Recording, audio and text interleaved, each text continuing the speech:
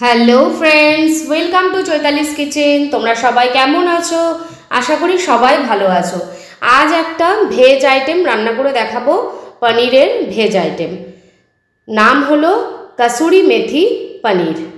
তো চলো দেখে নাও কি করে বানাবো। পনিরটাকে আগে ছোট ছোট কিউবের মতন পিস পিস করে নেব। দেখতেই পাচ্ছ সমস্ত পনির এইভাবেই আমি ছোট ছোট টুকরোয় কেটে নেব।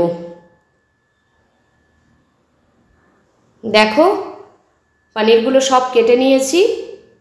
এবার আলুগুলোকেও আমি ডুমো ডুমো করে কেটে রেখেছি।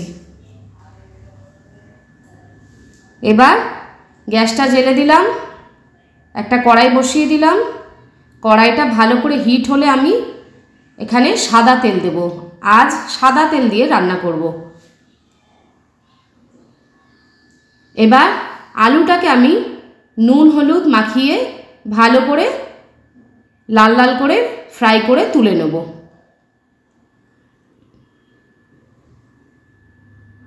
দেখতেই পাচ্ছ আলুটা আমার হালকা লাল হয়ে এসছে। এবার আমি আলুটাকে তুলে নেব। এবার ওই তেলেই আমি পনিরগুলোকে অল্প করে দিয়ে ভেজে নেব। অল্প অল্প করে পনিরগুলো দিয়ে ভেজে নেব।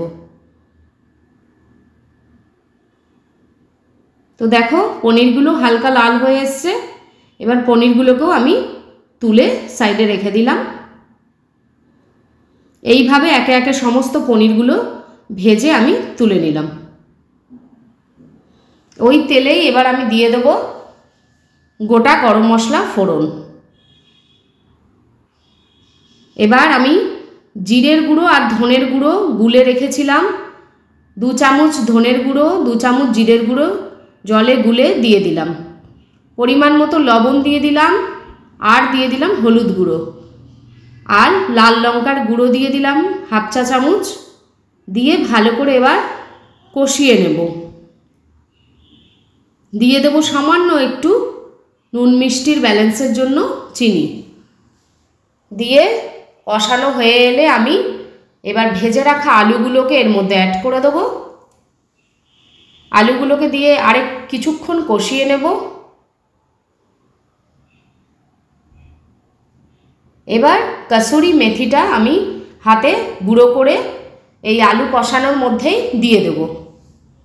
দিয়ে আরেকটু কষিয়ে আমি এর ওপর দিয়ে গরম জল দিয়ে দেব। কসুরি মেথি দেওয়ার কারণে এর ঘ্রাণটা আর সুন্দর স্বাদ হবে। এবার আলুটা সেদ্ধ হয়েছে কিনা একবার চেক করে নেব। সেদ্ধ হয়ে এলে আমি পনিরটাকে এখানে অ্যাড করে দেব। দেখে নিয়েছি আলু সেদ্ধ হয়ে এসছে। এবার আমি এখানে পনিরগুলোকে দিয়ে দিলাম।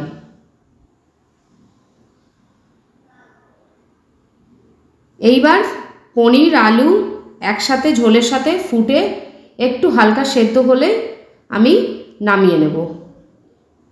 নামানোর আগে আমি সানরাইসের শাহি গুঁড়ো মশলা দিয়ে দেবো, গরম মশলার গুঁড়ো।